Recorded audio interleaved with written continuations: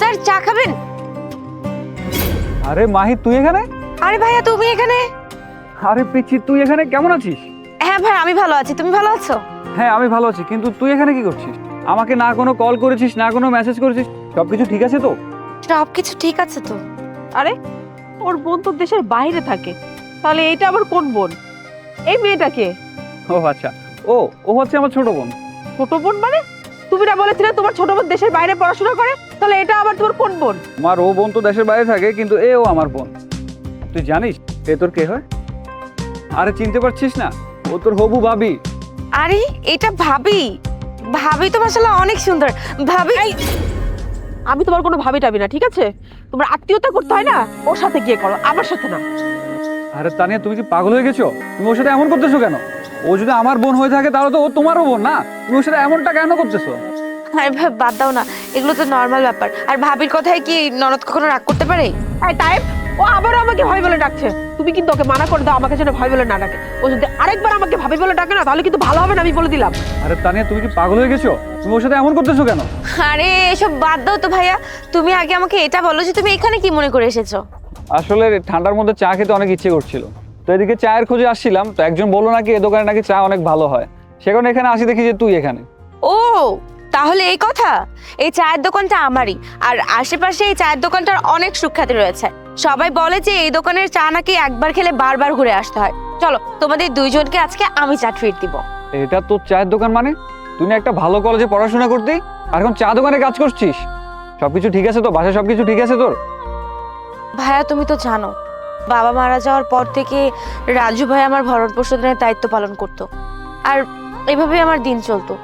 কোনো রকম পড়াশোনার খরচটা দিত, আর আমি পড়াশোনা নিয়ে ব্যস্ত থাকতাম। কিন্তু উনি যখন বিয়ে করে বাসায় বউ নিয়ে আসে, ওনার বউ মানে ভাবি, ভাবি আমার সাথে যা তা ব্যবহার শুরু করে, আমার উপর অনেক অত্যাচারও করে। আর আর সব থেকে বড় কথা, সে আমার পড়াশোনার খরচ দেওয়া বন্ধ করে দেয়। ইভেন আমাকে চুরির অপবাদ দিয়ে বাসা থেকে বের করে দেয়। আর তখন থেকে আমি ডিসিশন নেই যে আমি নিজের পায়ে দাঁড়াবো। আর তাই ছোট করে এই চায়ের দোকানটা খুলি, আর এটাই আমি চালাই। আমি না বুঝতে পারছি না, তোর সাথে এত কিছু হয়ে গেল, তুই একটাবার আমাকে জানালি না? নিজের ভাইও মনে করলি না? একটা ফোনও তো করতে পারতি তুই আমাকে। একটা কথা বলতো, তোর বাসা কি সত্যি সবকিছু ঠিক আছে? ভাইয়া আমি তোমাকে বলতে চেয়েছিলাম, কিন্তু বলতে পারি। আর কেনই বা বলতাম বলো?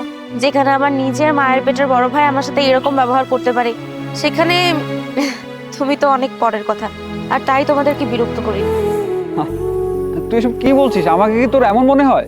আরে ভাইয়া বাদ দাও না, ভাবিকে নিয়ে প্রথমবার এসেছো, আসো আমার দোকানে আসো, আমি চা খাওয়াই তোমাদেরকে। ভিতরে গেলো সবকিছু আমি খুলে বলতেছি, চলো ভিতরে। বসুন ভাবি।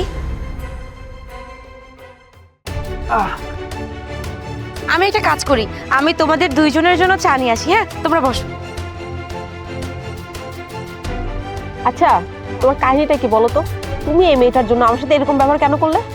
ও ও হচ্ছে আমার ছোট বোন, একটা পাগলি। ও আমাকে সেই সময় সাহায্য করেছে যে সময় আমার ফ্যামিলির মানুষ, আমার আপন মানুষ আমাকে বিপদে একা ফেলে চলে গিয়েছে।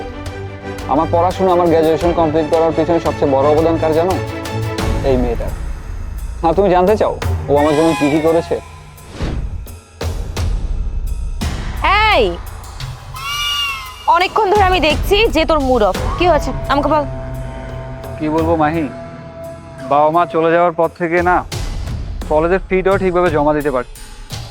আমি ভাবতেছি একটা ছোটোখাটো জব করবো, সেখান থেকে বেতনটা পেলে ওটা দিয়ে অন্তত কলেজের ফিটা তো জমা দিতে পারবো। তা না হলে আমার এই বছরটা ড্রপ আউট করতে হবে। ও কিন্তু এরকমটা করলে তো তোর একটা বছর ড্রপ হয়ে যাবে, আর তুই অনেক পিছিয়ে যাবি। কি করব? এছাড়া আমার কাছে আর কোনো উপায় নেই। কে বলেছে উপায় নেই? উপায় তো আছে। দাঁড়া, একটা কাজ কর। এখানে কিছু টাকা আছে, ভালো অ্যামাউন্টেরই। তোকে এই জন্যই কল করেছিলাম যে এই টাকাটা আমি ব্যাংক অ্যাকাউন্টে রাখতে যাব। এই টাকাটা আমার, এই টাকাটা তুই নে। এই টাকাটা দিয়ে তুই কিছু একটা করে তাড়াতাড়ি করে ফর্মটা ফিল আপ করে ফেল, তুই এক্সাম দিবি।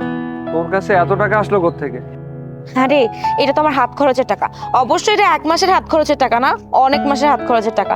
আস্তে আস্তে জমিয়েছি, এটা আমার কাজ আসবে না। ধর তুই রাখ। আরে আরে শোধ করা লাগবে না, এটা তুই রেখে দে। যখন তুই অনেক বড় লোক হবি তখন আমাকে একেবারে সুদে আসলে তারপর শোধ করিস। এখন ব্যাংকে তো আর যাওয়া হলো না, চল তুই আজকে আমাকে ট্রিট দিবি। চল, চল। তুমি জানো তানিয়া, আমার ভিতরে মনুষ্যত্ব বোধটা এখনো বেঁচে আছে। আর হ্যাঁ, আজকে থেকে ও আমাদের সাথে আমাদের বাসায় থাকবে। আমাদের সাথে থাকবে? কিন্তু এটার দরকার কি বলো? তোমার ভিতরে যদি একটু মনুষ্যত্ব থাকে তাহলে তুমি একটাবার চিন্তা করে দেখো, আজকে আমাদের কাছে যা কিছু আছে সব নিয়ে আমরা কত ভালোভাবে জীবনযাপন করতেছি। এই সব কিছুর পিছনে কে আছে? এই সব কিছু কার জন্য সম্ভব হয়েছে? একমাত্র মাহির জন্য। এই সেম বিপদে এখন মাহি নিজে পড়েছে। তুমি কি পারবে মাহির উপর থেকে এখন মুখ ফিরিয়ে নিতে? পারবে না। তুমি একটাবার চিন্তা করে দেখো, তোমার সাথে যদি তোমার ফ্যামিলি এমনটা করতো, তোমাকে বিপদে ফেলে সবাই চলে যেত, তাহলে তখন তুমি কি করতে? কিছুই করতে পারতো না। তাই এখন আমাদের উচিত মাহির পাশে থাকা, মাহির বিপদে হেল্প করা। ভাই একটু সরো।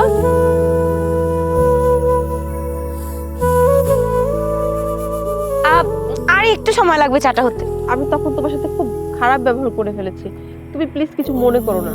আসলে আমি জানতাম না এত কিছু, যে তুমি তোমার ভাইয়ের জন্য এত কিছু করেছো। না না, ইটস ওকে ভাবি। তোমার জায়গা থাকলে অন্য কেউ এরকম থিঙ্কিংই করতো। আর বাইরে থেকে দেখে আমাকে হয়তো বা ওই রকমই মনে হয়, তাই তুমি জাজ করছো। বাট বিশ্বাস করো, আমি একটুও রেগে নেই, কারণ তুমি তো আফটার অল আমার ভাইয়ের পছন্দ করা একজন মানুষ। এই পাগলি, এখন বল তো চা হতে কতক্ষণ লাগবে? মাত্র 2 মিনিট। 2 মিনিটের মধ্যে আমার দোকানের স্পেশাল চা তোমাদের জন্য চলে আসবে।